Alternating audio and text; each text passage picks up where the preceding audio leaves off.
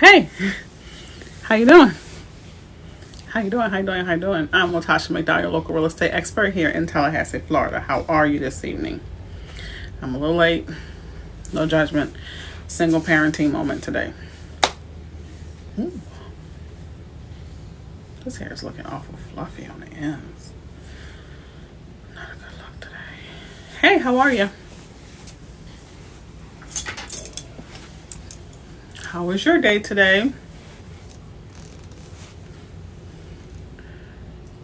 So, I'm Latasha McDowell, your local real estate expert here in Tallahassee, Florida. How are you?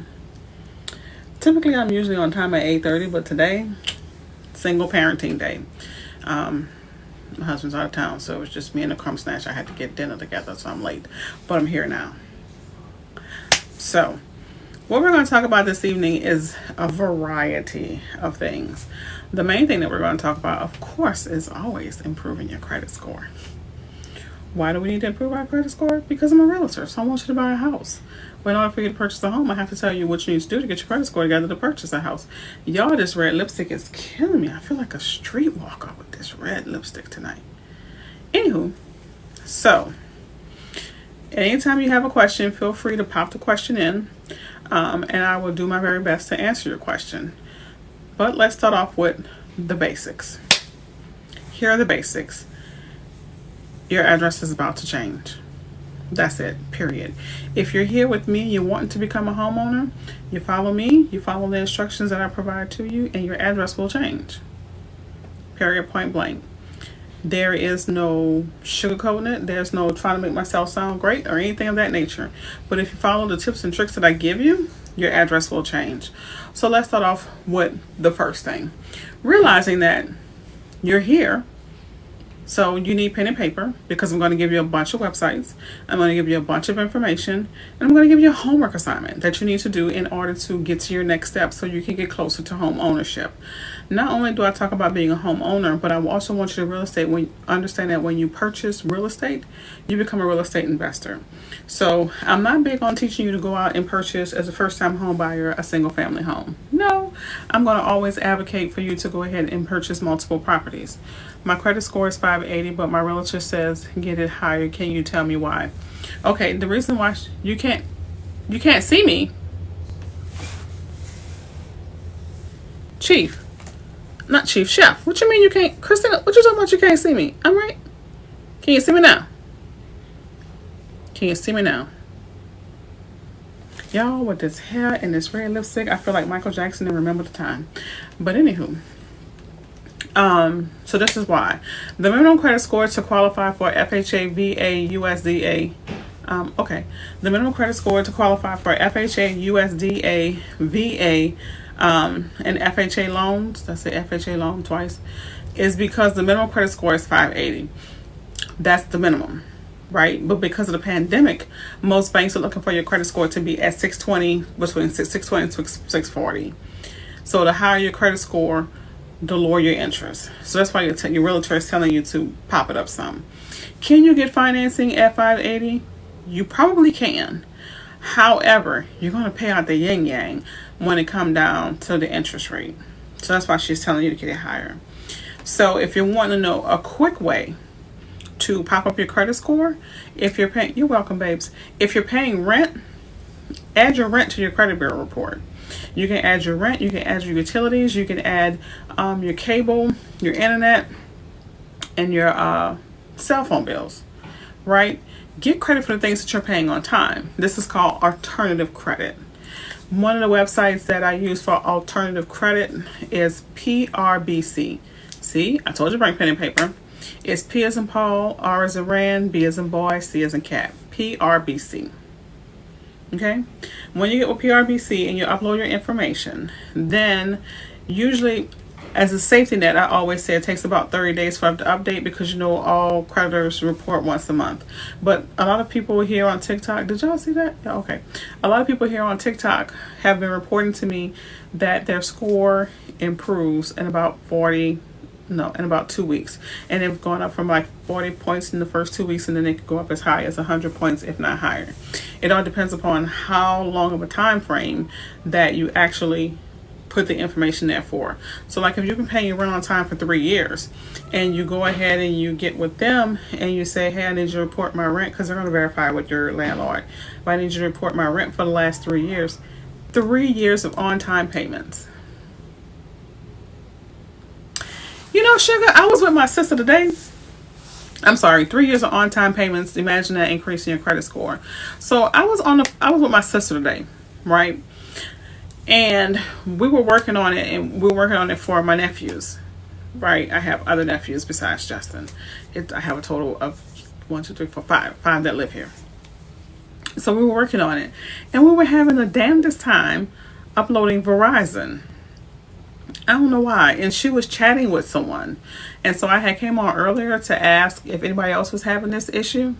But she was able to do the rent and have the rent added. And they were in the process of verifying it with the landlord. Or maybe at the property owner. I'm not a real fan of the word landlord.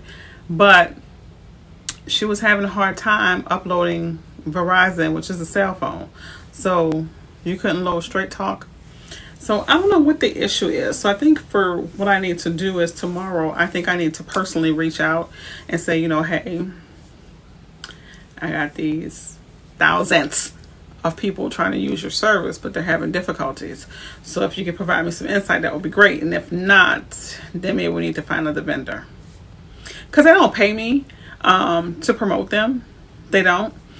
I was researching the internet and I was looking for, you know, ways to improve people's credit scores, because that's what I do as a realtor. It doesn't make any sense for me to try to sell you a house if I can't tell you how to get financing to get in the house. It's just ridiculous. So that's how I came across them, doing research. And then there were other different people who do alternative credit, because that's the correct term for it. But they were the cheapest, or the most frugal. I couldn't do AT&T and my rent. I was trying to add everything. Well, you know, the more you can put in there, fine. But I don't understand. She was able to do the rent. I know a lot of people have been able to do the rent. It's the cell phones I'm noticing that people are having a problem with. Because I'm like, Verizon? Hey, Pooh. How are you, love? So sorry. You know, I got ADHD. But I've noticed that, like, you know, Verizon is a major carrier. So it should have been as easy as 1, 2, 3. And, you know, if y'all can't do cell phones, then that's false advertisement. Which means I need to start vetting out another company to be able to service you guys' needs. I just went for the one that was less of an impact on your pocket, quite honestly. Because in doing comparison, they all pretty much said they can do the same thing. So why would I pay you $80 when I could pay you $30? You know damn well what's in this bottle.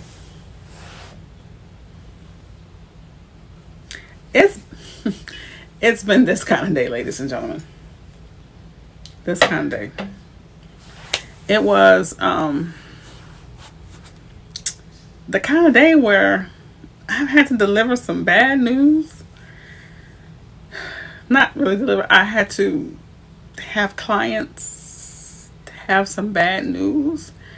And y'all know I take y'all to the heart. So when they be calling me crying, Jesus. Like I'm gonna tell y'all could do anything with me. We could talk, we could laugh, we could joke, we could talk crap, we could do whatever. But when you cry on me, not really equipped to handle that one. Now, if you're crying because, you know, a life situation is happening, but when you call me and you crying because you're disappointed,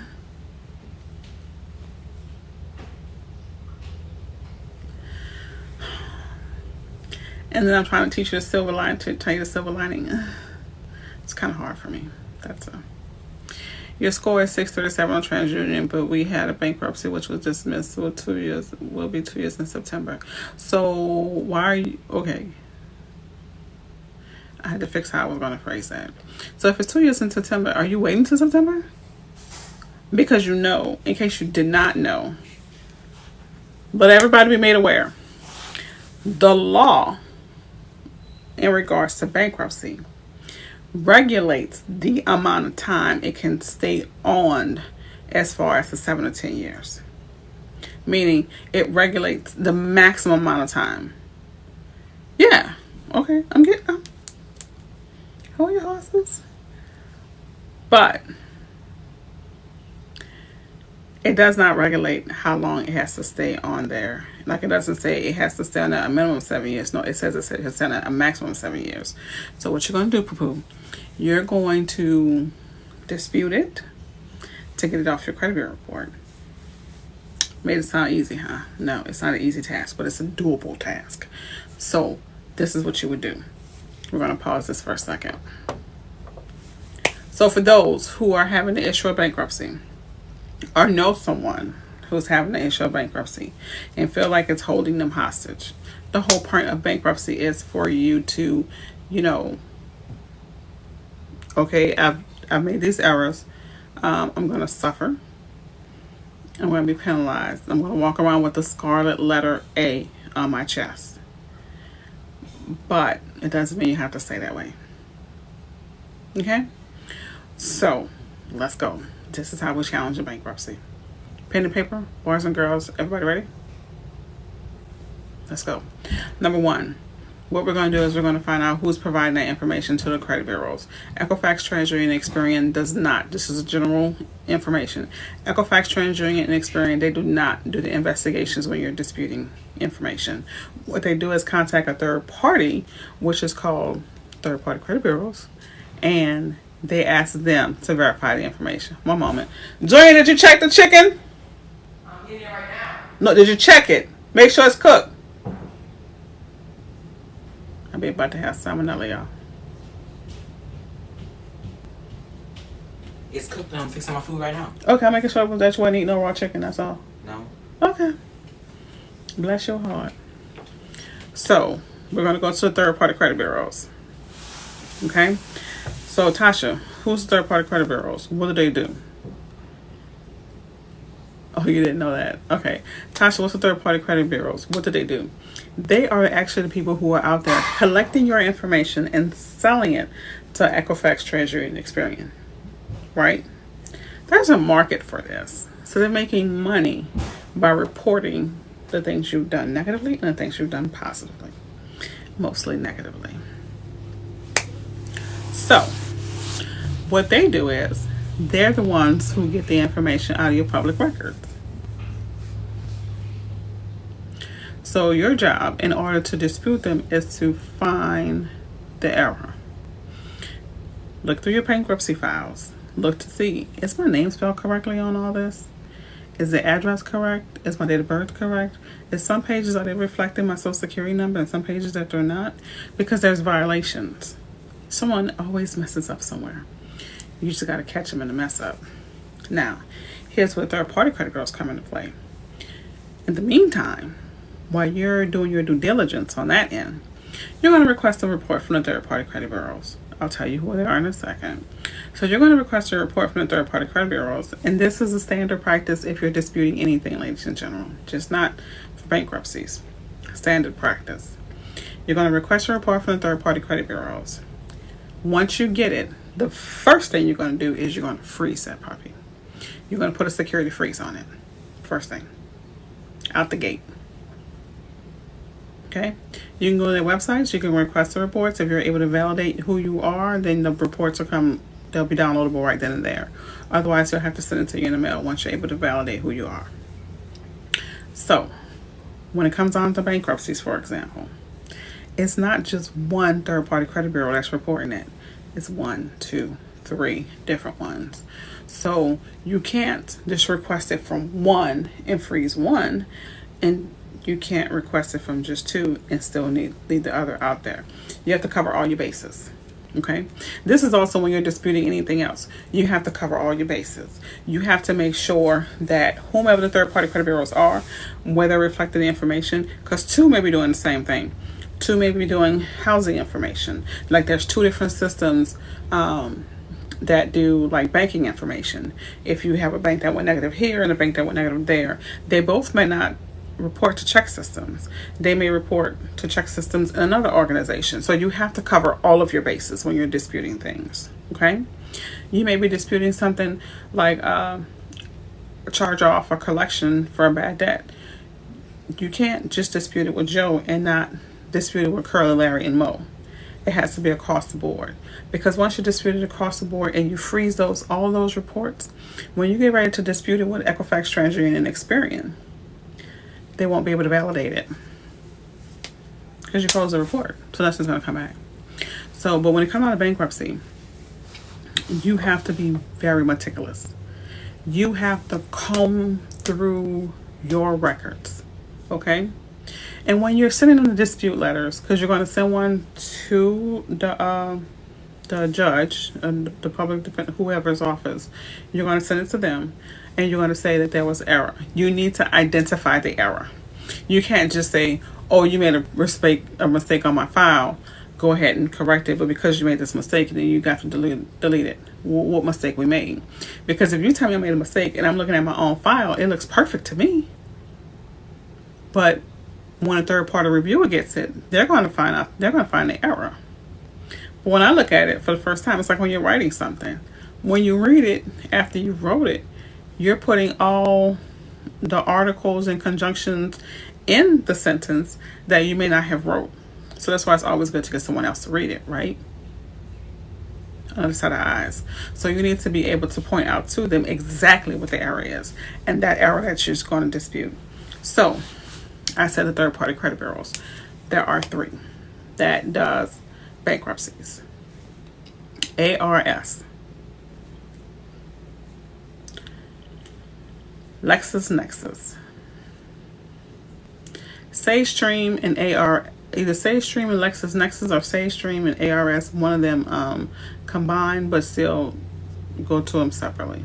Okay, those are the organizations that does bankruptcy. Well, Tasha, who does credit cards? Tasha, who does loans? Tasha, who does car repossessions? Tasha, who does evictions? Go ahead, click the link in my bio. Buy Tasha's book for $19.95. It's an educational one. It's called Good Credit, Bad Credit. I have 3 pages of all the third-party credit bureaus, who they are, what they report, and their addresses. Because if I went through them, we'd never leave this TikTok. But I did put it together for you in a comprehensive package. Not only that, if you're needing dispute letters, whether it's for medical bills or anything of that nature, charge-offs, inquiries, pay to delete, my address is wrong, everything covered in that book. Okay? So that's there for you. So that's that part. Now I'm going to get to this question, and then I'm going to talk about disputing medical stuff. The statement was, Ivy says, yes, I get that with my college student when I can't. Oh, hold on. Sage, SAGE stream. Hold on. My college student when I can't get financial aid. Yeah. You didn't know that. Okay. Who was the third party? I think I covered it. Gonna get the book. Sage, SAGE stream. LexisNexis. Lexis, LEXIS. They're both with I's instead of U's. Yeah, Sage stream. But when I tell you I have a comprehensive list for you with addresses and all that great stuff and what they do, go ahead, be great, get it. Okay? And let me tell you something else. Don't be afraid to share the information. I mean, why do you think I'm putting it out here? Is it a good time to refinance your home? Yes, it's a great time because interest rates are slowly going up. So go ahead and get on that movement before it's too late. That was a question. Should they refinance their home? Oh my God, not even going to say nada. What you mean? I ain't going to say nothing about what? What you talking about? By the way, hey boo. Hey boo. I didn't see pop on. You know I don't act funny. My score is 660, but I have $40,000 in student loan that I think about a house. Yes. In case I'm going to let you know something that recently happened. That's going to make $19.95. You can hit the link in my bio and it's automatically downloadable. Okay, so Student loans. Let's cover student loans because I have some great news about student loans and I love to share it. As of, I believe, Thursday of last week, HUD has reduced how student loans are calculated. So, which means before, if your loan was in deferment or forbearance, they would calculate 1%. Now they're calculating 0.5%, which is mean 0.5%. So if you didn't qualify before for a home because of your student loan debt, you may qualify now. If you were pre-approved for your home and they've calculated your student debt and your debt to income ratio, you may be eligible to get an increase in what you're approved for.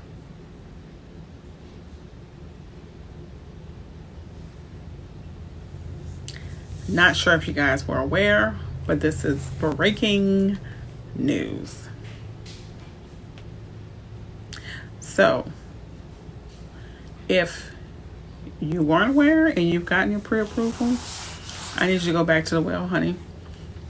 I need you to call up your loan officer and be like, hey, we need to rerun those numbers. Now the question is going to remain, is your amount going to be better for you versus them using 0.5% in comparison to them using your payment amount if you're in income-based repayment? That's going to be the toss-up. That's what your loan agent is going to have to figure out, which one is financially better for you to use in calculations. But a lot of people who were turned down before and burdened by student loan debt and were unable to become homeowners, your address is about to change. Sure is. Flutter, flutter, butterfly. Flutter, flutter. Let's see. I got no notifications scrolling when I say live. You know I gotta come. I know it wouldn't be right if you didn't bother me, but you should have got a notification. So, you said yes, you got to give me a bottle. You did it today, and what happened? Oh, wait, no, we talked about what happened. Did we talk about what happened? Yeah. Did you get my picture of the billboard? How do you get started fixing your credit because it's bad? You've already taken the first step. When you asked. So if you would like, I invite you to click the link in my bio. We can schedule a one-on-one appointment. The thing I would suggest that you do, everybody write this down in case you don't have it in your little notes. You're going to go to FICO.com. At myfico.com, it gives you your true FICO score, and it splits it up for you the way it is in the real world that you guys don't see, that lenders look at. For each trade line, your FICO score is calculated with a different anomaly, right? So each not anomaly, with different algorithm.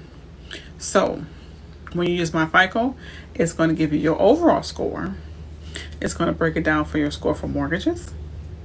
It's going to break it down your score for purchasing a vehicle and your scores for credit cards and loans. Of course, the one we care about the most right now is mortgages. But once you get that, you're going to have 3 for Equifax, 3 for TransUnion, and 3 for Experience. So in reality, you have really 9 FICO scores. Okay? So the first thing to move, this next step that you will make to moving to improving your credit score and fixing your credit is sit down and go through it. Discipline yourself to sit down and go through it. If it may seem overwhelming, do it in 15-minute increments. Yes, you can dispute medical bills. We'll get to that as well. Do it in increments. Do not overburden yourself because it can be a very overwhelming process. Take breaks. Takes breaks, but you have to do it. It's the ugly truth. You have to stare the monster down in the eye and remind yourself that you don't live in the past, but in order for you to move to the future, you have to deal with it in the present. Y'all better write that down because that was amazing. Okay? So we have to correct the mistakes of our past while we're here in our present, so it does not keep us from moving forward in the future. Okay? So when you sit down and you go through your credit bureau report, I want you to look for everything. I mean, take that mug line by line. You know Monk on a TV show, how he go crazy over germs? I need you to go crazy over your credit bureau report line by line. I need you to make sure the addresses are correct. If you have multiple addresses, that's one letter, because you're going to need to have them updated to reflect only one address, your current address. When you have multiple addresses on your credit bureau report, you don't look like you're stable. Okay? Your credit bureau report needs to be like your resume, you in your best light. So that's one letter. Boom. If you're looking for that letter, it's in the book. Boom. Update your information. You're going to send a letter and a copy of identification with the correct address on it. Ask them to remove all the other stuff. If your name's spelled incorrectly, boom. Get that taken care of. Get it done. Okay? If it's going to be, again, too much for you, do it in increments. Because you're not writing one letter, right? It has to go to 3 different entities. Okay? So when you get the book and you look at the letters, it's going to be form letters, right? It's going to be PDFs. Plug and play. I don't want you to do that. If you're going to print them out, I need you to handwrite something. Handwrite your name, handwrite your account number, because when it goes to the credit bureaus, I don't need the system to automatically read it. I need it to fall out as an error and make a person actually do the work. Okay? So, do it. Take your time. Rome wasn't built in a day. The dispute process is not going to happen overnight. It's going to require work. You have to climb yourself out of this hole. But as long as you can look up, you're going to continue to see the light, so you know you can get out of this and into the light. I don't care how dark it is down there when you're looking at your credit. Don't sit there and beat yourself up about what you did not know, what you should have done better. We ain't doing none of that here. Now that we know, we're fixing the problem and we're moving on. That simple. So you're going to check for balances. You're going to make sure that things are reflecting correctly. You're going to check for dates and if they're reflecting correctly. Please know that when you start getting these collections, you did not get into an agreement with them. You got into an agreement with the original creditor, so you don't owe them nothing. But we'll discuss that at another time, another day. Moving on. Disputing medical bills. Can you dispute them? You can. Do I have the letters? The letters are in that booklet. However, I have a separate packet that's just medical letters. And that separate packet that's just medical letters, it has the list of third-party credit bureaus in that too. Whatever if there's ever going to be a packet for me going forward in the future, I'm going to let you know right now, that list of third-party credit bureaus will always be attached. Now, it won't be attached to just letters, but it will always be attached to any packets, because I feel like that's an essential piece of information that everyone needs to have. It will always be there. Now that we're talking, I'm thinking about it, I might need to split it out and maybe something that you can just get just that, if you already have the letters and everything. Because a lot of people do never dispute anything online. A lot of people go ahead and they may dispute stuff when they see online through Credit Karma or Identity Q or whomever. We don't dispute nothing online, because then we start stripping away our rights, because it forces us to say there's a reason why we're disputing the information. We don't have to provide a reason. Not when it comes down to charge-offs and stuff like that. Now, bankruptcy, yeah, you gotta tell them why. But charge-offs, don't lose your right. And when you send them the debt validation letters, which is also in that packet, the good credit, bad credit, the debt validation letters, send me a statement. It's not a validation of the debt. It's not. Okay? So, there we go. Let me catch up on some questions. Let's see. You know what? You don't get no respect. Child, did you take a picture of that sign? Yes. When you know better, you do better. And that's all I want for y'all. I just want better. I'm tired. Aren't you tired of being the underdog? No, I am. I'm tired of being an underdog. I'm tired of being told I can't have something. I can have it all. I gotta work for it, but I can have it all. Now don't judge me how many times this glass might get refilled. Let me tell you that right now. I don't need no hall monitors.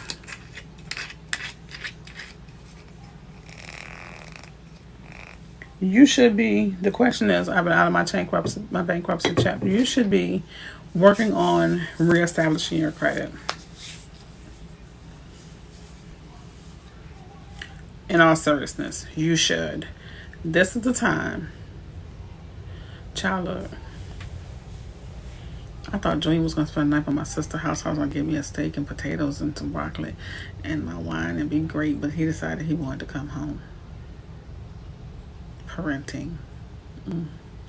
Anywho.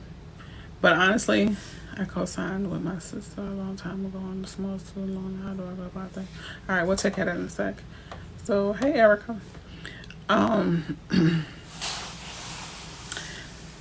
Once you come out the bankruptcy, right? This is what you need to do. You need to start immediately establishing that person that you was yesterday that required for you to file bankruptcy, that you're not that person today. That's what you need to immediately do. Okay? How do you go about doing that? Simple. It's really simple. Get you a secured card. Not the kind that's going to, once you apply for a secure card and they start asking you your social security number and your personal information, you know, or they say, well, asking social security number, they're going to ask you that. But if they're saying they're going to do a soft pull or inquiry, back out of that. Okay? That's not what we want. You can get a secure card with your credit union or with your bank. You can also use the link in my bio for Self Inc. That's SLEF Inc. Self Inc. is a self-lending program. With that, you can go to them. You go on their website. You put in some information. They may tell you you're eligible for $500,000, loan, because that's how it's going to appear as a loan. You start paying on that, but it's actually going into a savings for you. Once you paid into like $100. They're going to tell you that you're eligible for the card, which will be a secure card backed by the money that you've put in. So which means your line of credit will be whatever money you have put into the account. Unless you know that you're not that, I'm not going to spend no more, no, I'm just going to do gas. Look, if your limit is $100, you can't put $30 worth of gas on it, because then you're over. Your utilization always has to be at least 30% or below. Okay, so you can't go get no $30 worth of gas on a card that got a limit of $100. No. So I would suggest before, even though they're going to tell you that you can get the card, before you get the card, let it build up. Okay, let it build up. Then get the card, but then only use it for emergency. This is a good way to save money. Also, great way to save money.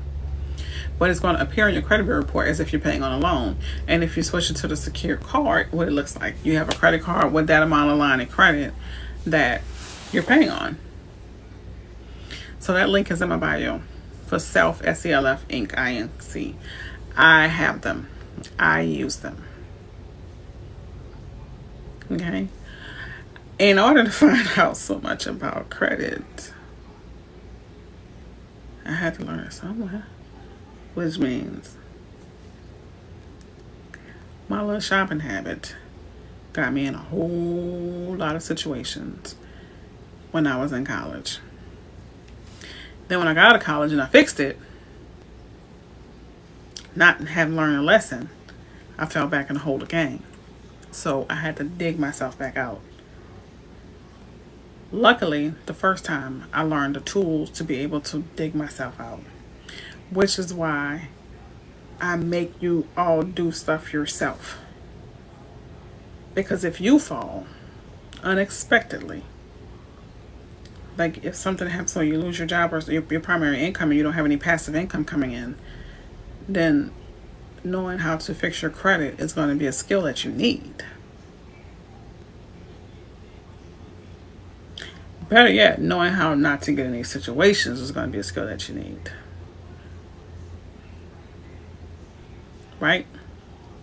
So that's why I teach you how to do things yourself. That's why it's a downloadable PDF, because you might need to print that out and put it in a binder somewhere, because you might have to pull it out later on. You might need that credit guide later on. Okay? All right. Back to the questions. So that's where you start, right there. I co-signed with my sister a long time ago on a small student loan. How do I go about that? Okay, so I'm going to assume that the loan went into default. First of all, kick your sister tail. No, I'm just kidding. Did it go into default? Like, did it go into collection? Because if it went into collection, we're going to still follow the same procedures and rules that I just talked about.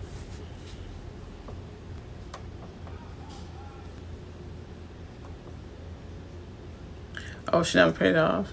Yeah, kick ass. No, I'm just playing. You sent me the pic at 7:13. My battery did die. Hold on, boo. My battery did die on my way home. It did.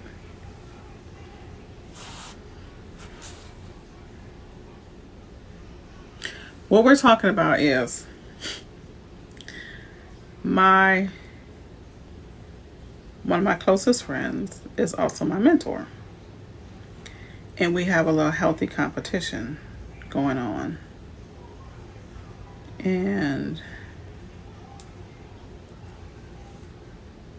oh, girl, no, it's not her. Sorry, y'all. But ironically, they spell their name the same way. But it's not her. And you know what? She does have the same stance as this young lady. And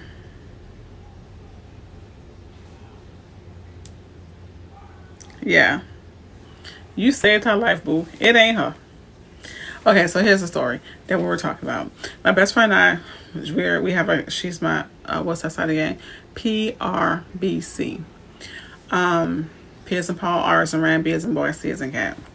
So, one of my best friends, who's also my mentor in real estate, we have a healthy competition going on. And you laughed the entire time. Yeah, because I was sure going to call her on speaker right here on live and give her the business. We have a healthy competition going on, and I recently told her that I wanted to get a billboard. So I'm talking to one of my family members today. She was like, wait a minute, what's her name? I think she got the billboard. And I was like, mother, because that's the kind of crap we do. It's a healthy competition. We keep each other's tools sharp. So I was like, you send me that picture. And she was like, I'm going to send you the picture so you can know if it's her or not. But she just saved my friend life, y'all. Because if that had been her on that billboard, baby, and she took my idea, y'all have had the pleasure of hearing two real estate agents go at it on live. It was going to get real gangster around here. But girl, you saved her life, because that wasn't her. But keep your eye out, though. Her name spelled that same way. Because I sure say, okay, ladies and gentlemen who have businesses, here's a tip. Advertise everywhere. Not just, paper billboards. Digital billboards.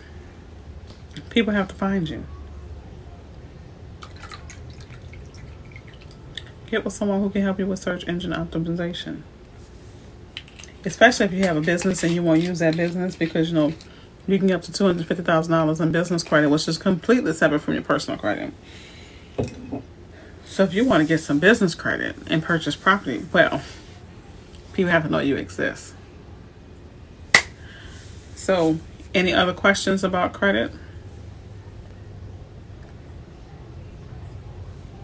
Because we're going to move on.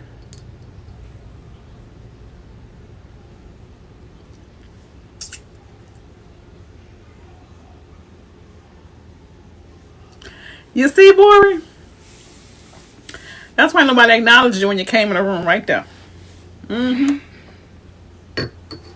I'm going to leave my cup out of the screen. Cup number 2. I just wanted to announce it. Go get you a friend. Go sit in the corner.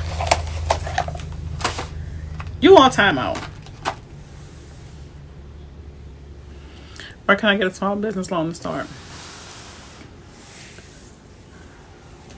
Oh, you're from Corpus Christi. Hello. Okay, so the question is, I heard the clicks. Shut up. So the question is, where can I get a small business loan? Your bank or credit union. But there's a whole lot more that goes into that. Okay? So let's talk about what goes into getting a small business loan, or getting a business loan, period. You got to establish your business. After you've established your business with the Secretary of State, you need to get your EIN number, which is free at irs.com. Then you need to get your Duns and Bradstreet number. Their website is dnb.com. D for Duns and B for Bradstreet.com. Next, if you don't have it, you need to get some accounts with Net 30 vendors. A Net 30 vendor that I have an account with is Uline, Uline. They do office products, all kind of stuff. So, a Net 30 account, you want to get 2 or 3 of those. Net 30 accounts are accounts that are billed every 30 days. They give you a line of credit every 30 days. You pay it off. Do that for 2-3 months. Then, the next step is you want to, while you're having that 30 accounts, been correct that, you need to get a secure card through your business name. Secure card for the business.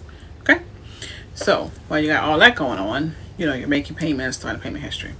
The next thing you want to do after that is, lo and behold, well, let me go ahead and get me a gas card, an Amazon account, a business PayPal. Establish that credit. But the thing that you're constantly working on while you work on your credit is, if you don't have it, is a business plan. Because the banks are going to know, why are they lending you money?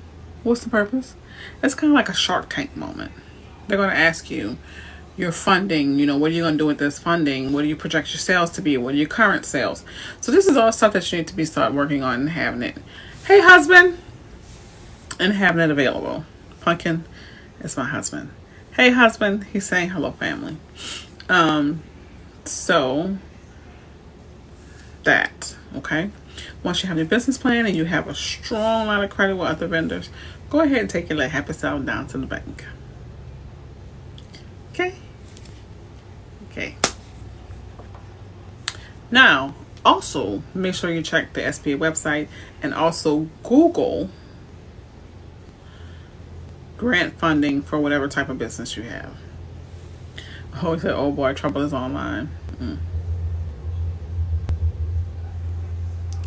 Oh, because my husband's not home. That's why you're not hearing the music. Boris says that, husband, you're the comedy in this. And they need the comedy. Okay, they say, wait, I'm on your side. Boris is always on your team. In fact, Boris counting how many times I fill my glass.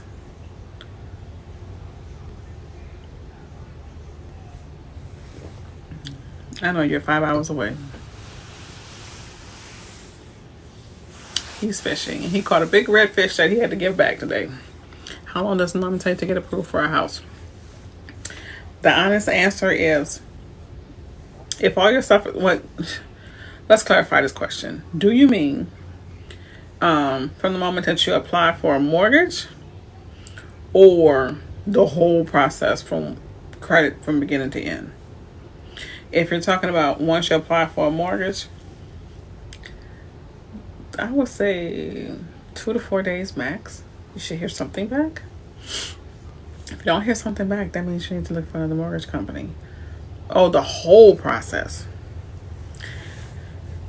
Step 1, I don't know how long it's going to take to your credit to get to that point. But once you get your credit to the point, and the reason why I say I don't know is because each individual person's credit profile is different, right? No two people are alike. And and it also depends on, thank you, baby. Thank you, baby. It also depends on how diligent they work. Do mortgage lenders usually approve in 1 day? Is that rare? No, it's not rare. No, it's not rare. The 2 to 4 days was giving them a little buffer if they're really, really busy. But it's not rare. The most of the lenders that I deal with, that I work with, usually if you can get them on the phone, like meaning when you call them, they answer the phone, you can run everything right then.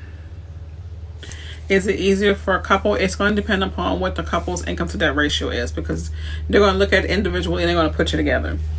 But here's my thing. I would say if you can purchase separately. Here's why. If something happened, all right, babe. Oh, you spend time with your granddaughters? Okay, y'all have fun. Here's why. If something happens and something happens with you, then your partner is still available and free to keep y'all afloat. So in reality, what I'm saying is this. If you have a spouse, or if it's you go ahead and you do everything in your name, right? I know it's going to sound crazy, but your spouse does not have to go on the deed. Because if you kick the bucket, then they're getting everything anyway. But that way you can go ahead and take care of and get all the first time home buyer benefits. Then your spouse can purchase a home and get all the first time buyer benefits. Hey, Portia! Sorry. My daughter arrived. Miss Portia. And that's who my husband's with. Her babies. So he down there having family fun while I'm here with Julia.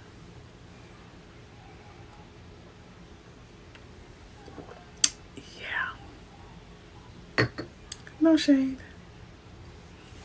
But that's what I would do. That's what I would suggest. Yes, Portia's my daughter. Portia's my daughter. Portia's my oldest girl. Isn't she pretty?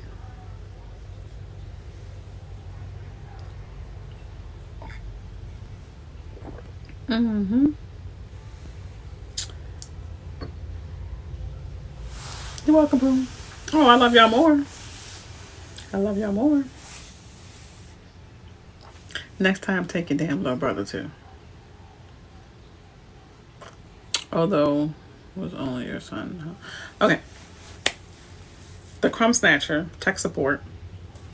He is our only kid at home. I'm good. I'm great. It's kind of damn having. But tech support is our only crumb snatcher at home. You want me to send him now? I could drive him down. Y'all are only 5 hours away. I can drive him down tomorrow. Anywho. But, you said you love me. My vibe is so lovable. Girl, get to know me. Will you have a program and all that we need? What you need? Okay, so I typically don't let the cat out of the bag, but this is what I have going on in the works. We're going to switch a lot of things up here. I'm still going to do my lives.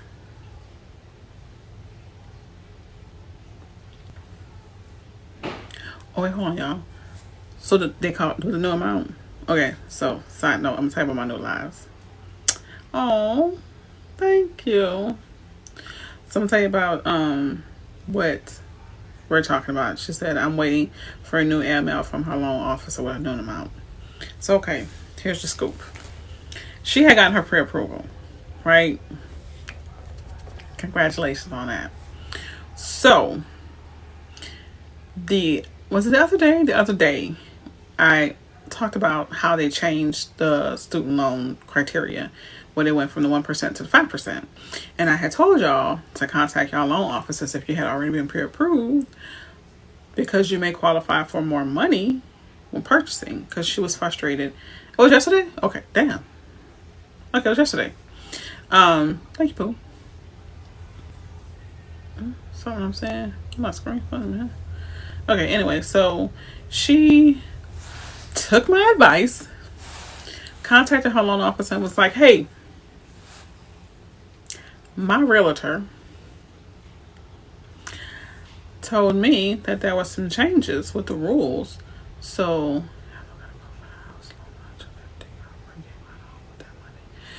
you can find a home. Look. Okay, so you're gonna get my next good story. Okay, so she contacted her lender and was like, hey, so you can go ahead and recalculate my loan approval amount, because rather than calculating 1%, you should be calculating 0.5%. So her lender was like, oh, I was gonna call and surprise you. Crickets. So they recalculated her loan. So we're just waiting to find out how much more buying power we have. Boom, boom, pow. So you say, hello, you got approved for a house loan of $150. Girlfriend can't find no home with that money. First of all, we don't never, you heard that double negative makes it a positive. We don't never use the words can't. You might as well curse me out. Okay? So, yes, you will find a home. Yes. Remember, there's steps to this thing. We have to be mindful of our microwave mentality that we have. That we expect everything to happen immediately. So let's evaluate this 150. Let me finish, Pooh. Let's evaluate this 150. Okay? This 150 may mean that this, what you purchased, may be your income property and not your permanent home. Because on average, people only stay in houses 3 to 5 years. Okay? We don't have short-term goals around here, Mom. We have long-term goals. We do longevity. Yes, you can add your rent to your credit score. We do longevity. That's what we do. Okay? So this may be the opportunity designed by God to set you up from being just a single family homeowner to you becoming a real estate investor. This may be your step, because we take steps. This may be your step. I don't want to hear nothing about I'm this old. I don't want to hear nothing about any obstacles, kids. I don't want to hear nothing about none of that. Because you're about to go from paying rent to paying a mortgage. You've bought landlords multiple homes. Now you're buying yourself a home. So I want you to be realistic. I need you to not look at right here. We don't have sight, but we have vision. Have the vision to know that you're only going to be here or wherever it is for a little while. You have to crawl before you walk. You have to walk before you run. So, and you don't know. God may have it situated, whereas someone out there may have a home that comes available out of nowhere just for you. I just had a client who had an approval of 130. We had only been working together 5 days. House is under contract. The best damn inspection I've ever seen.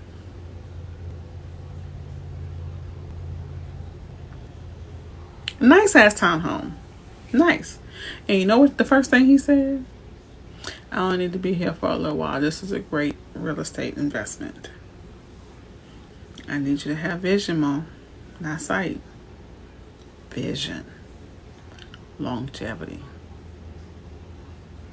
Okay, so now our box home, a casita, yes, Bori.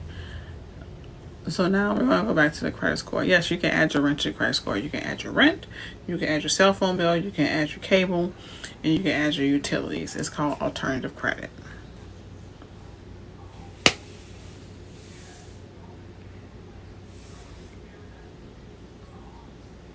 Okay. Hey Nakia, you just joining? Welcome to the family, Pooh. And also, Mom, don't look a gift horse in the mouth. Do you know how many people out here working to get some kind of approval? You know how many people we have out here working hard, striving hard, sacrificing, clawing to get to the point that you're at? What we're going to do is we're going to thank God for what He's given us. And we're going to keep telling Him that we can't wait. We're anticipating the next thing. Because you got to remember, you got to be faithful with the little things to be best with bigger things. Be faithful. Be faithful. You don't know what is in store for you. Don't cap off your fate at that amount. Don't do that, Mom. Don't do that. Yep, I reminded you of that today. Don't cap off your fate. Don't do it.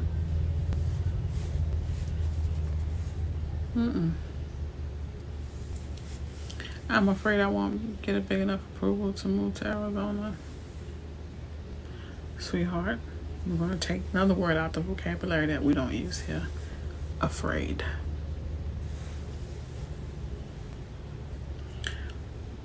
We don't walk by sight, we walk by faith, Mom.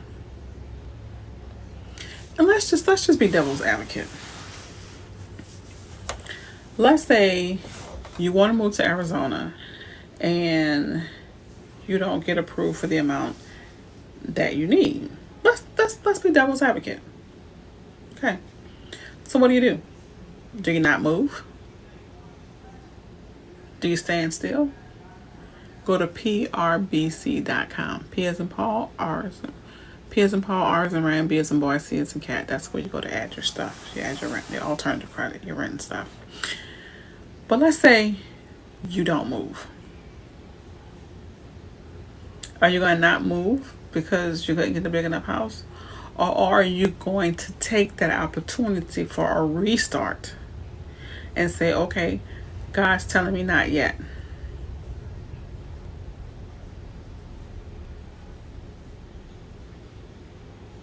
There's a lot of work that gets done in the waiting room, Mom. So let's say you don't. Devil's advocate. Let's say you don't. Are you going to not pursue your dream? Are you telling me it's impossible for you to stay in an apartment for a little while till you work on to get where you want to be?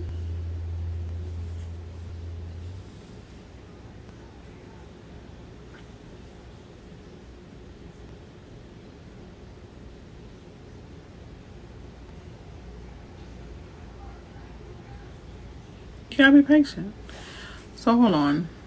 But what we're gonna do, we're gonna acknowledge one important thing. So our family member says, I got approved for $250K. They're buying their first home. She's extremely grateful. You damn well should be. Congratulations. Congratulations. Congratulations. Congratulations.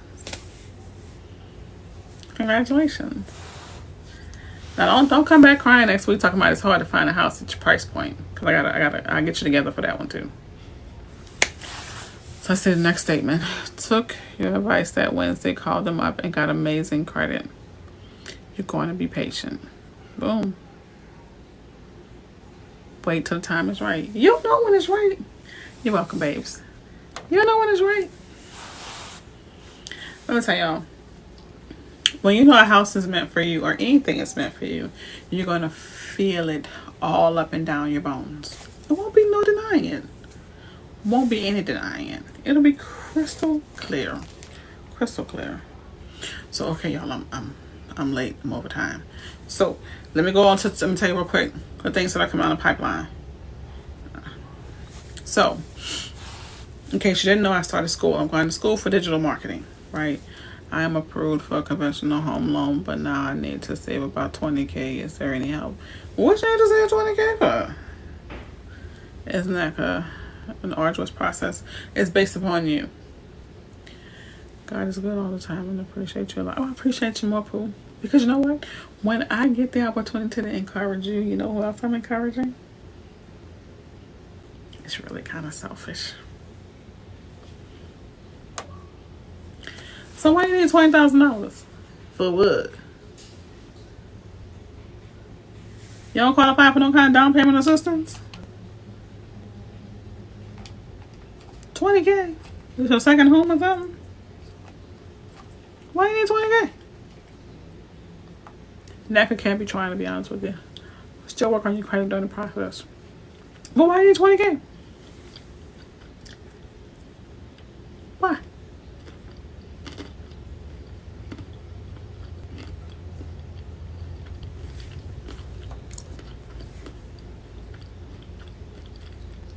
Girl, I try. Hey, Grace. I try. Now watch this glass I'm drinking. Ooh. Thank you, Grace. I was feeling like this red lipstick was a little horrish today, but oh her.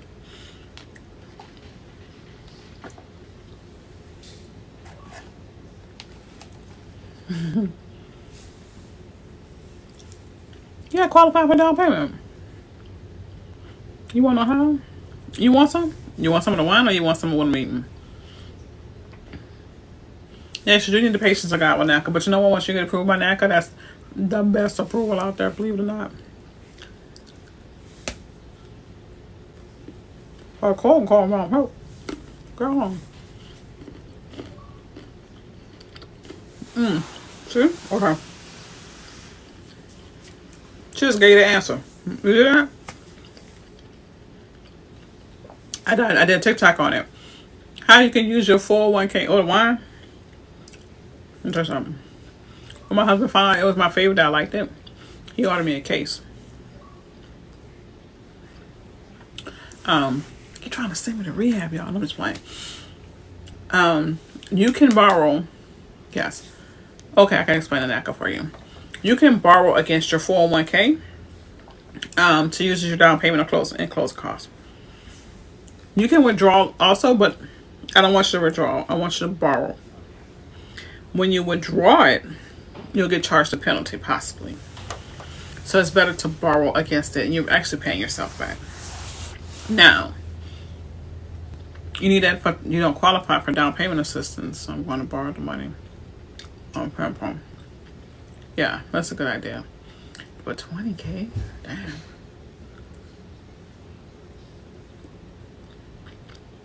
Hold on. You don't qualify for down payment assistance, so you balling. Let me hold $5. Let's talk about NACA. NACA, NACA, website, NACA.com. You can limit $5 or you can limit 20K. You need my cash app? Lux Life Realtor.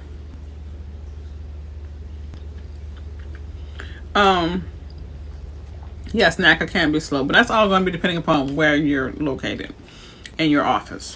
Okay, honestly. 20K? Cash app, Lux, Lux, Life, Life, Realtor. That's my cash app. Anywho, NACA. 0 down payment, 0 closing costs. With the NACA program, it's not based upon your credit. It's more or less based upon your ability to show that you could afford the property. They have alternative ways to get you qualified besides credit. Okay? You may have to do volunteer work or something of that nature. What makes the process so long is because if you are paying $800 rent and you want a $1,500 mortgage, they're going to want you to show that you can save the difference between the 800 and the 15 over a period of a few months. Because their whole point is, if we're going to approve you for a home loan, We want to make sure she can sustain it and stay in it. Period. So, and typically,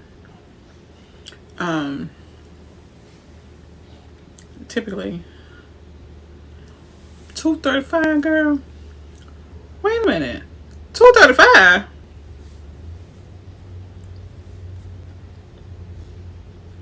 Sorry, squirrel moment. Goes back to our conversation earlier. Girl, tell them how much it was at first. I don't put your business out there, but you go ahead and put your own business out there. So with NACA program, usually their loans are approved by Bank of America. So when you get your pre-approval from NACA, it's guaranteed. Your pre-approvals from other facilities, other lenders are not pre-approved, or they're not guaranteed. But NACA is guaranteed. Like, you could be pre-approved and they can go through the underwriting process and something can fall apart. But with the NACA program, once you get the guarantee that you're approved, baby, that's money. That's like you walking around with a check. Wow. Girl, yesterday is expensive in Miami. I agree with you there. So hold on.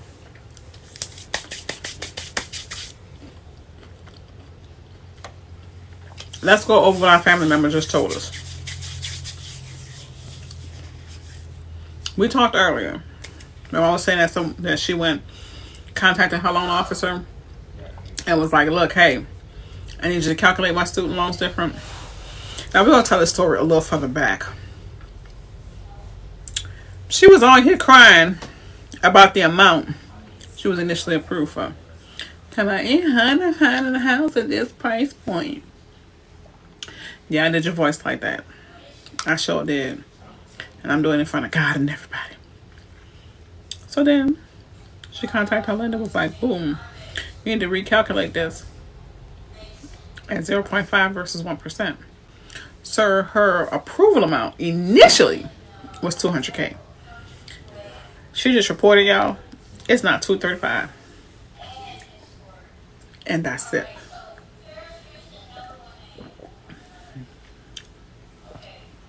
Have I had a client use LendingTree? I have not. If I did, I would tell them to fire them immediately.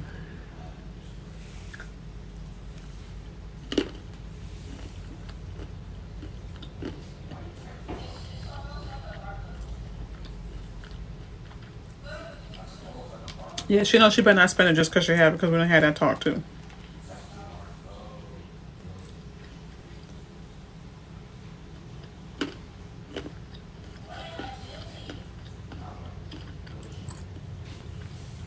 Did you just go up 35K?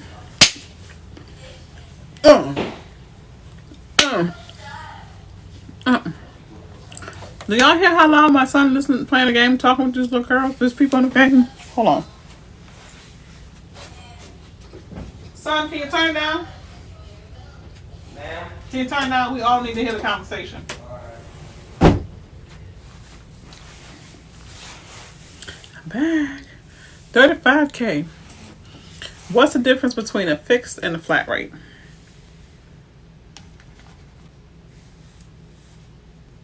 Flat is flat. Fixed means that it's gonna stay at, I mean, they're pretty much synonymous actually. They both mean that they ain't gonna change. Long story short. Why shouldn't you use LendingTree? I have nothing against LendingTree. Nothing. I have everything against I have everything for personalization. I personally like to deal with people who know me. That I know. So if LendingTree approves you, somebody else will too. Somebody else will approve you with less fees.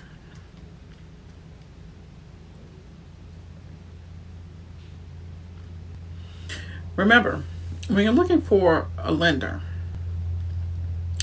they're working for you.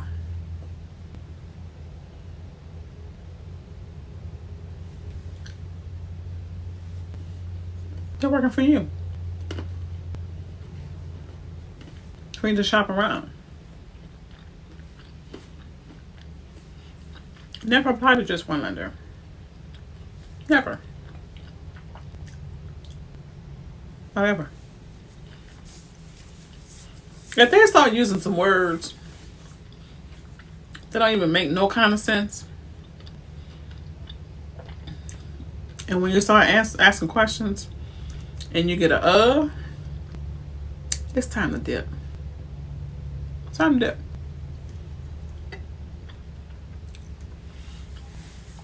So the question is, how can you use your rent to improve your credit score? It's called Alternative Credit. The website that can help you is prbc.com. P as in Paul, R as in Rand, B as in boy, C as in cat.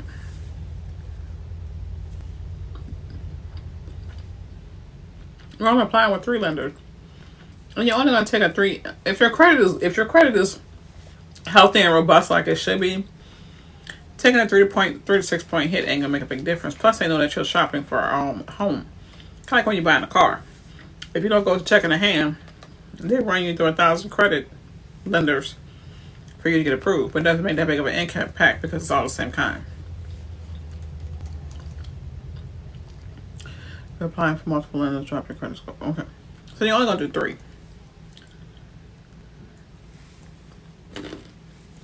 Always start off with your bank or credit union first. The best credit union in the world, Navy Federal. The best.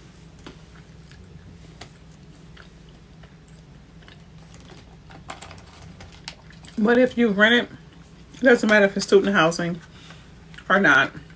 If your name was on the lease, then you can get credit for the paying the rent on time.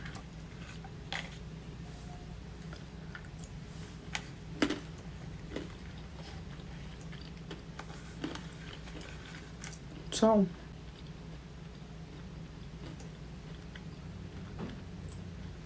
when I purchase a house I'm currently renting, I better love that damn house. USAA too? Yeah, USAA is good. They are good. I can't knock you out. I forget about them all the time. Here's why I think it's a bad idea, or it's not something I would do. Purchase a home I'm renting. Number 1, do you really want to stay there? Or are you comfortable there? Does it suit all of your needs? But do it suit all of your wants? Are you there because you're comfortable and you know where everything is? You didn't check with 3 different lenders, girl? Always 3. Because, one, they may give you more buying power. One may give you lower interest. You always check with 3. Anyway, back to purchasing the home that you're renting. Like, what's the point? Like, why? If there's something wrong with the home, you already know what's wrong with the home. You've already been there long enough to know its quirks and everything. Is that something that you want to deal with owning it? Is it really? Also ask yourself, what's out there? You may be able to purchase something with an open concept. Updated kitchen. Larger living room. Don't sell your sort there. Now, if you tell me, oh, it's the house my kids grew up in, that means that was yesterday. We're talking about the functionality of it today. You back.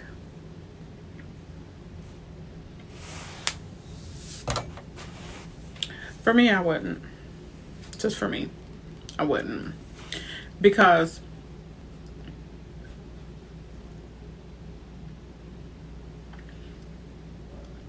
it means it's, change. Time to move on. Do I want to be in a home that's dated? I don't want something that's more fresh, a bit more new build and open, has a bigger yard. Like, at least before you make that decision, go to a couple of open houses and see what's out there. Before that, you can click the link in my bio to book a consultation. It's going to say let's chat, I think. Yeah. So, you in Texas? What that mean?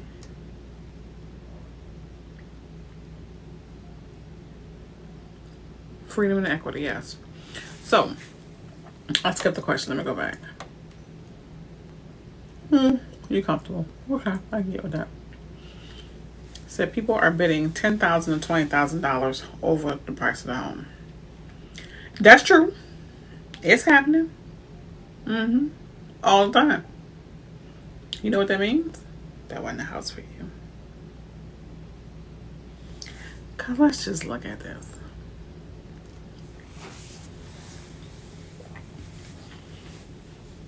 They're purchasing the houses at that price point, right? Over ask. First of all, the ask is probably inflated, but they're booking over ask. So let's just do the math. When the market calms down, because it will, it won't be like this always. Because right now, on average here in Florida, the housing price point has gone up 27.7%. But there's going to be a time when this market's going to level out. So, yeah, they are. So, if you go out and you pay $250K for it's happening all over. It's an epidemic. It's happening all over. It's not just in y'all states. It's happening all over. So if you pay $250K for a house and you bidded $30K over asking, in 3 years, when the market kind of calms down, how much equity do you think you're going to have in that house?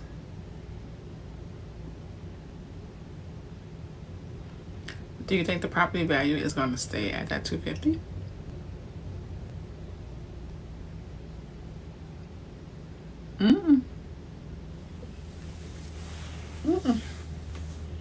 It's not.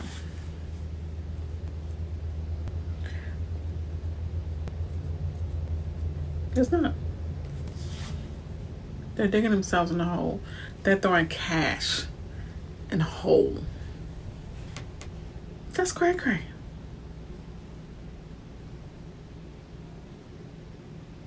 That's cray-cray. And the fact that they don't have a real estate agent who slaps the dog shit out of them before they're going to do something like that lets me know that their realtor doesn't give anything for them.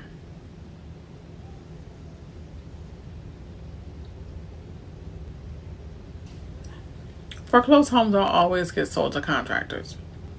If you're looking for foreclosed homes, go to homehudstore.com. Home, H-O-M-E, HUD, H-U-D, store, S-T-O-R-E.com.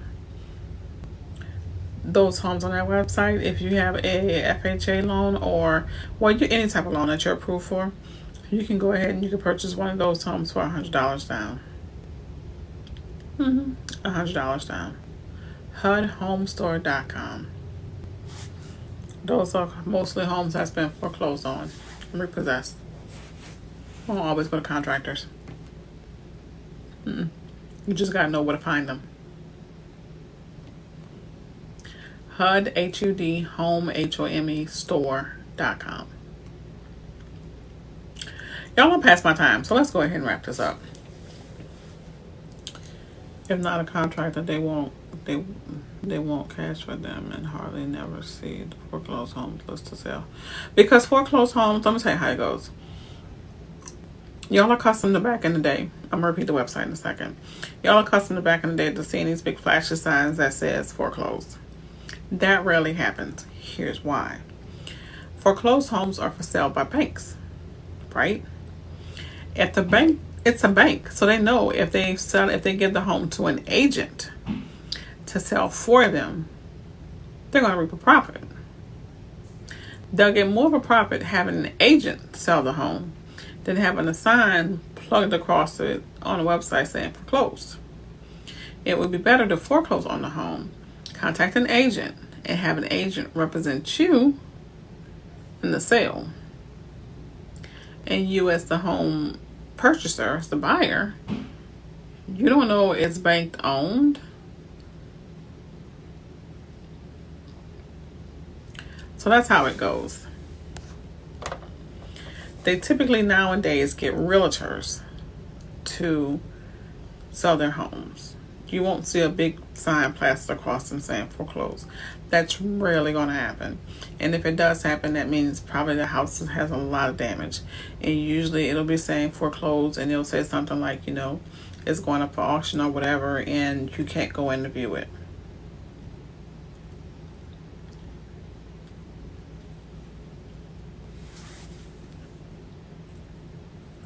The website, again, is HUD, H-U-D, home, H-O-M-E, store.com. HUDhomestore.com. Homes, I can believe homes are flying within 90 minutes. The statement is, wait, hold on a minute. Before I answer that question, I skipped a question. What would you suggest for first-time home buyers? Meaning what, sweetheart? Like, if you're a first-time home buyer, first, Google your state and down payment assistance. See if you qualify for anything. You may qualify for down payment assistance, bond money, something like that.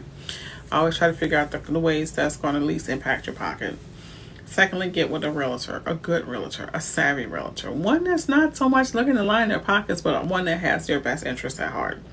Interview your realtors. I have a TikTok a couple of months ago where I talked about questions that you should ask your realtor. You have to make sure that your realtor is actually listening to you and that you guys are on the same page. If you're telling them that you want a 3-bedroom, 2-bath home with an open concept, don't send me a 3-bedroom, 2-bath with a bunch of doors and windows and walls. That's not what I asked you for. Make sure that you are as communicative as possible with your realtor. Your realtor should be your advocate. And they should also be your sounding board. They should not let you get into a tremendous, horrible situation like 20, 30K over ask. Now, we're going to address what houses flying off the market in an hour or so. Yes, that is true. Do I think that's wise? If you haven't seen the house, no. A lot of people are buying houses sight unseen. That's cray-cray. That's fucking crazy. I'm just so desperate for a house, and I just so gotta have this, that I'm not gonna use any rational thought. That's crazy. Now I can see if you gotta do it if you're moving across the country and you can't go in and see the house, and your agent can't do a virtual tour.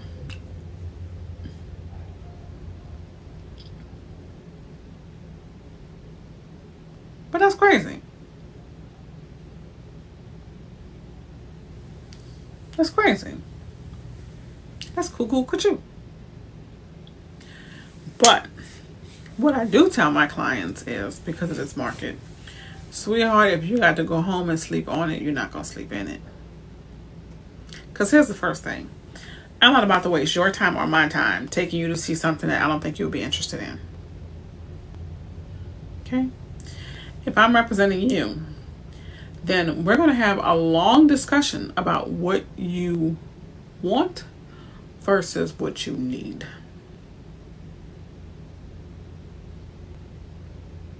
It's going to be a long, uncomfortable conversation, but we're going to have it. Okay? So people are living in Airbnbs for months. Yeah, they are. They are.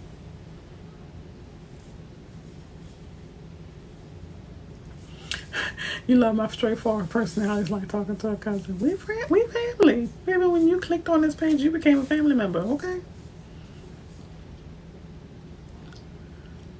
You told me you want a 3-bedroom, 2-bath. They sending you one. Cause I'm telling you what they did. They went into their little system. They clicked on a bunch of stuff, and the system is generating stuff and sending it to you. They're not actually sitting there scrolling through. They're not. What they're really hoping for is that you find the house. That's what they're really hoping for. That you come up and you say, hey, I saw this house. And they're going to say, girl, really, what? And they're going to tell them about it. They're going to say, okay, well, let's go see it. You picked it, so they ain't messing up. Now, do my clients pick their houses? Most of them do. Most of them do. Now, when they say, Tasha, oh, I really want to go see this house, I'm like, you do? Tasha, I know I said I want a 3-bedroom, 2-bath, but it's so pretty. It's a 2-bedroom, 1-bath. I'm about to blow you out the water. We ain't wasting no time on that. Is streamlining a good thing or a bad thing? What is the best time to do so? Is streamlining what? Your debt? I think I understand. What should I ask? What should you ask who? Maybe I missed the first part of that. What should you ask who? You know what? Wait, what are we talking about? Oh, yeah. That's what I'm doing. Oh, now is the best time.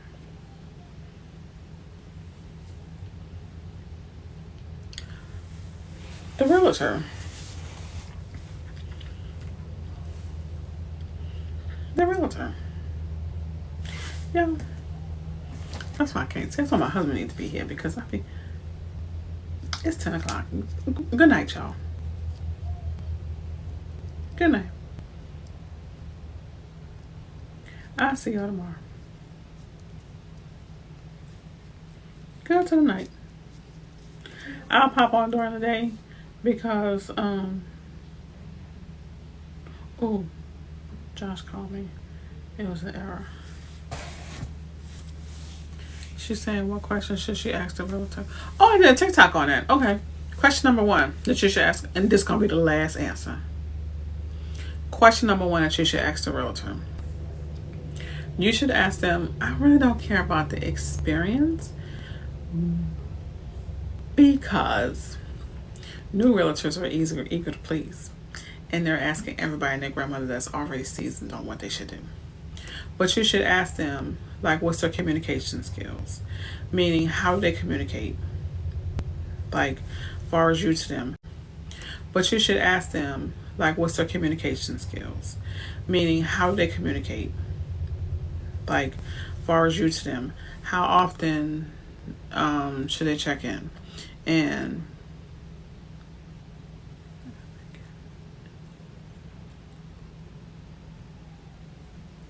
how often do they check in with you? Are they available? Like, what's their times that they're available? Because for me, I'm pretty much available all the time, which is bad.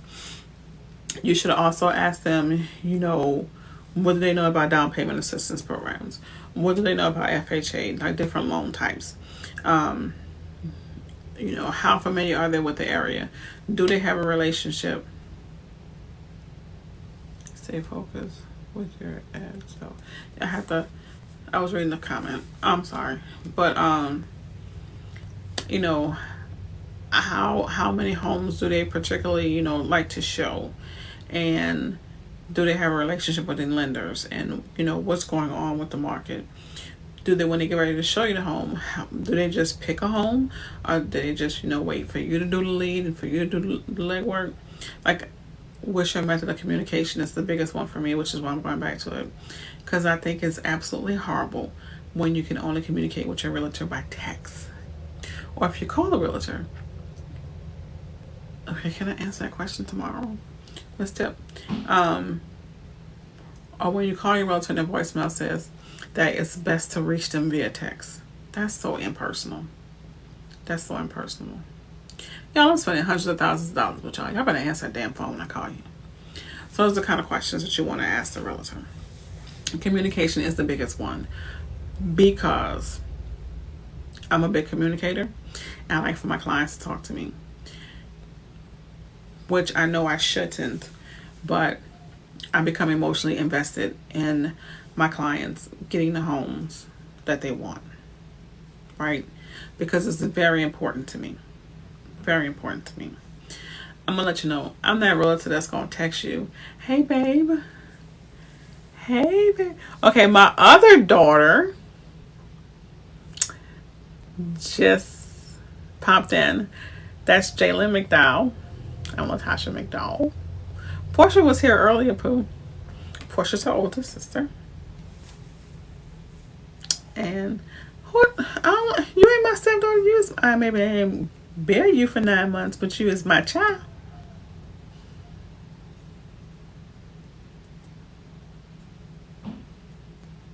You is my child.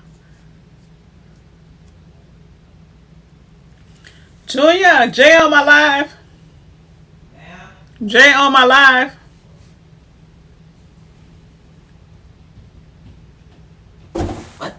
J on the live. Jay? J. Jay! See? J Jay! on the live. Jay!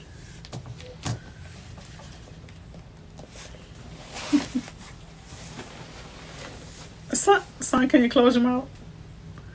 What's the difference between FHA and conventional? Hi! Can you see the love that they got going on? So, can you close your mouth? Okay, bye-bye then. All of America. Thank you. You can call Jay. Difference between the FHA and a conventional loan. First of all, FHA is 3.5% down payment. A conventional loan is going to be about up to 5% down payment. A FHA loan usually it's a federally backed loan, which means that your home has to meet more criteria, whereas with conventional it does not. How are you doing? Hope you had a wonderful anniversary getaway. My anniversary getaway was amazing. So we can send you all of the pictures. All of the pictures. So that's primarily the difference, and which is when it comes down to a home needing to meet certain criteria. Honestly, that's why sellers, when you have multiple offers, they're more likely to lean towards conventional because it doesn't mean the property has to meet these different criteria. Also, they're will gravitate more to homes that do not require down payment assistance, because usually with the down payment assistance programs, the home itself has to meet certain criteria.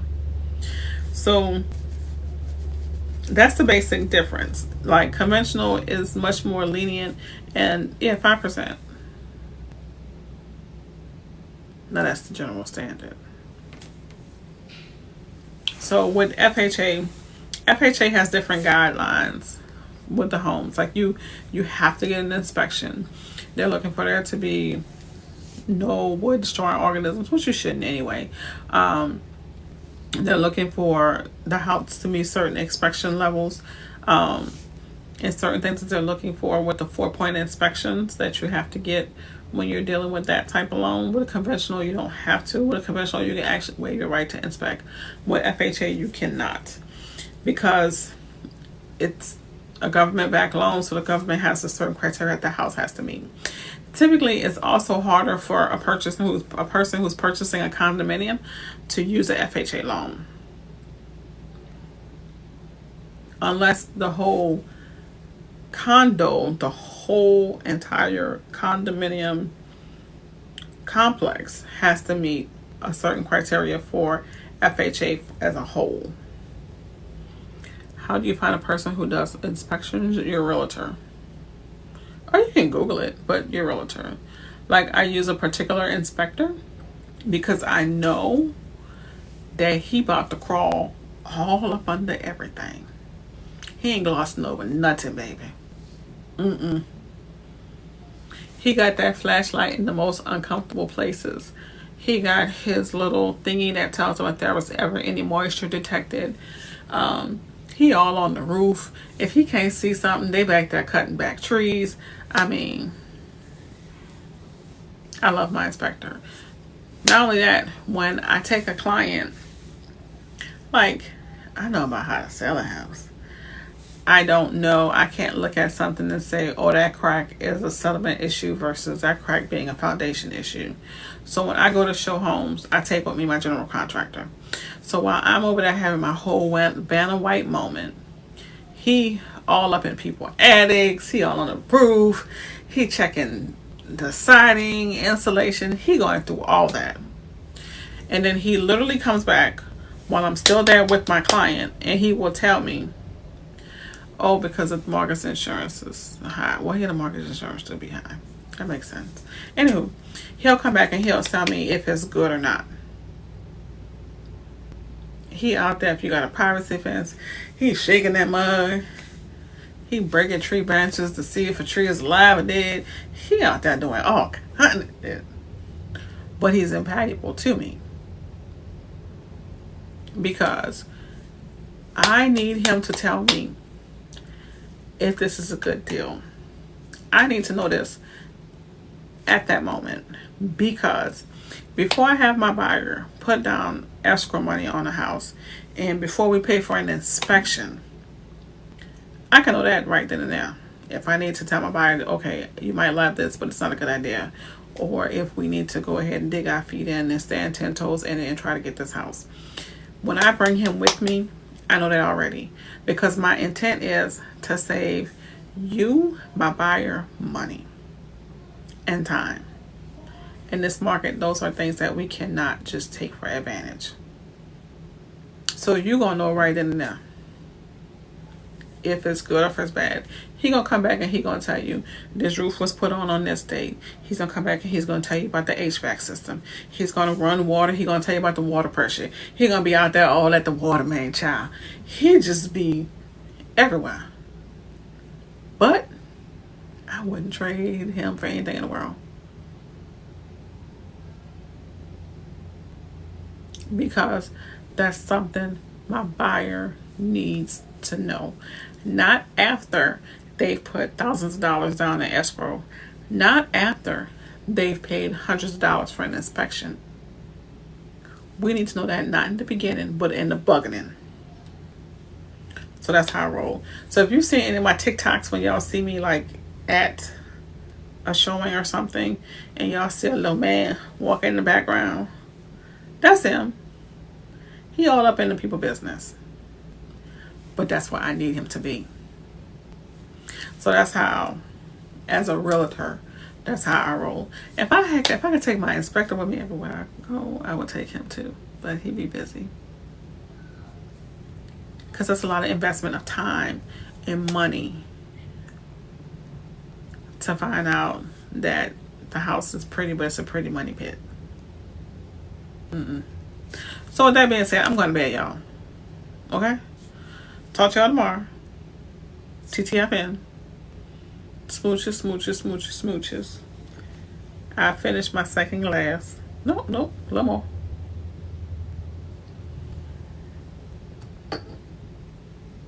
That's the inspector.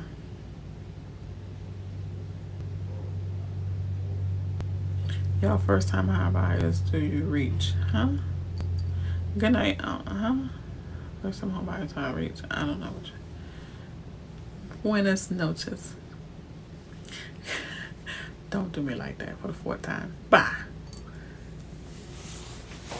Y'all play too much. Goodbye. My glass is empty. And my people got $35,000 more. Woo-hoo. Girl, I'm gonna get some rest. I'm about to take this red lipstick off. Put that little boy to bed. And go do some work. That's what's actually gonna happen. Good night, y'all. If my baby girl's still on here, good night, Pooh. I love you. Keep it cute, keep it classic. Okay, bye, y'all.